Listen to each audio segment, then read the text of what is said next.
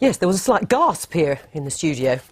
We're joined now by the UKIP MP Douglas Carswell. Welcome to Hi. the Daily Politics. So clear this up for us. What proportion of EU law is statute, i.e. made by Parliament, and what proportion is common law?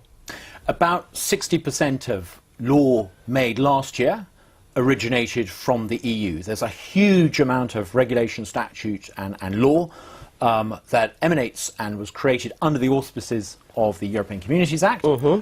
When we leave, we would vote to make all of that law, all of that regulation, British law. It could subsequently be amended or not amended, but the actual act of converting it into British law and leaving is relatively straightforward. Well, you say that, except we've just heard the exact opposite, that it isn't straightforward, that you can't just take everything that was EU law or originated in EU Parliament and put it into British law, because you can't, well, I'm only taking from him, but you can't cut and paste. You can't just say, EU law, I'll rub that bit out and I'll just write British court. With great respect, when Britain and other countries decolonised in the 40s, 50s and 60s, the pattern was that law that had been supposedly imposed by Britain on those countries then became domestic law of those countries until subsequently amended. It's relatively straightforward.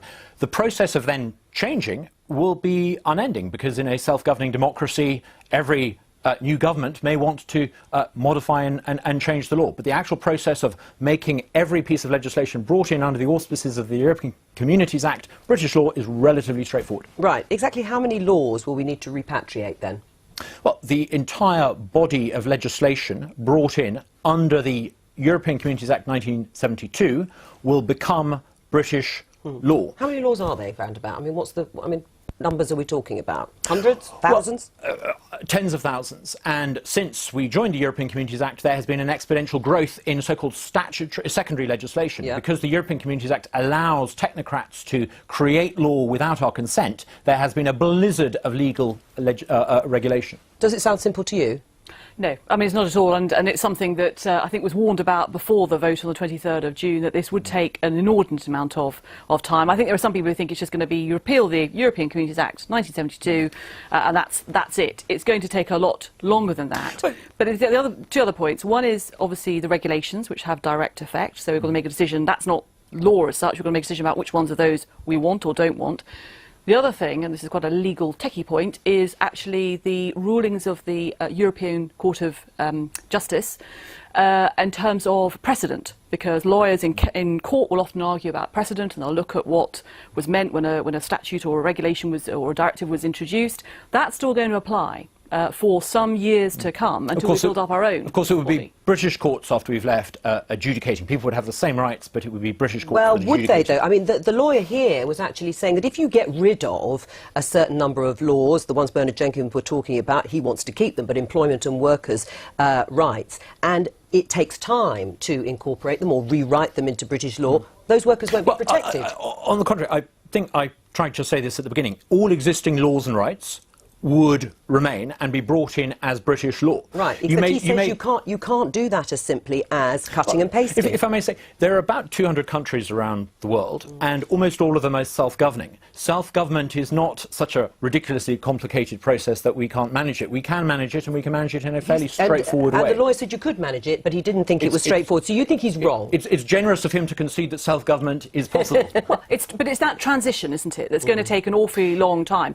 And the amount of government time, civil service time, parliamentary time in terms of scrutinising. Parliament making public policy? Now there's a thought. Well, but you're right. But I mean, it's a question of Parliament actually is going to. I mean, it's going to keep us busy. I think a good democratic principle would be that until there's a general election where parties publish manifestos specifying what it is they want to change, the default should be not to change.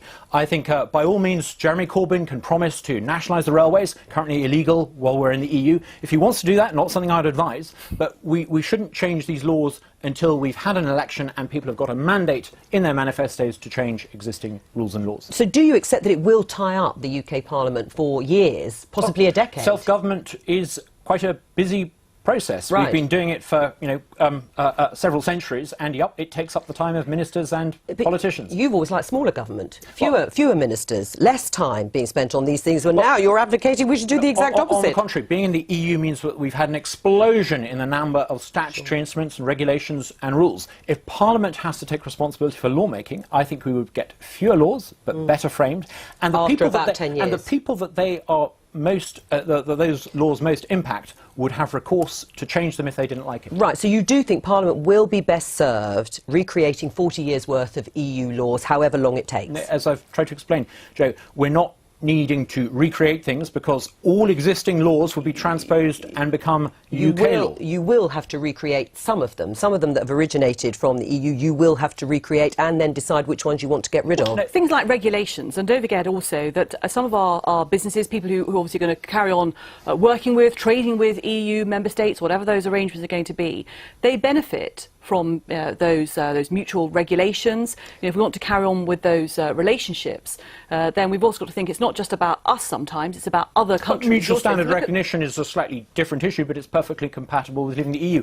I would say that actually by being outside the EU it would be easier to have trade relationships based on mutual standard recognition than we do in the single market, which imposes a single uniform standard on everyone. Right. Well, things like passporting and financial services firms. So I think equivalence makes passporting in the city largely redundant. Equivalence means that you don't actually need the kind of passporting treaty arrangements that Switzerland, for example, has with the EU. It's perfectly possible. I mean, Nikki, if you want to refight the referendum campaign, you're making these arguments 6 months too late. I think what the realisation now is that actually this is going to be incredibly complicated. It's going to take a lot of civil service, time and cost. And of course, it's not just Parliament. It affects businesses, people out in the country, it affects public services, the NHS and local self-government does take up the time of politicians. And it's what people want, and it's what people wanted. They wanted to take back control of laws. I mean, they wanted to do what Douglas Carswell is suggesting. So in a way, Parliament has to do this. I think they did want to take back control, but I think people didn't necessarily. I've had emails from people saying actually it's just as simple as repealing the European Communities Act. That's literally just the starting point. Even that's not going to happen until we've finished the Article 50 negotiations. Maybe your party and my party could publish a manifesto with chapters saying what it is we intend to change. I personally would like higher environmental standards. I would like to ban live animal exports to the EU. We can now do those things, and we don't need to blame Brussels for not being able to deliver for our constituents anymore. It's going to be good for democracy. You've thought an awful lot about this, just before we let it go, obviously, over the years. What role do you see yourself playing in the Brexit negotiations over the next few years? I hope I play a very constructive role. I think David Davis and Liam Fox are off to an absolutely flying start. There's a new committee being created in the House of Commons to shadow the Brexit department. I would love to be part of that and play a constructive role in making sure that we leave the EU, but we continue to cooperate with our European friends and neighbours as needed. At this point, wouldn't you rather be on the government benches being part of this? You didn't frankly have the balls to put country before party.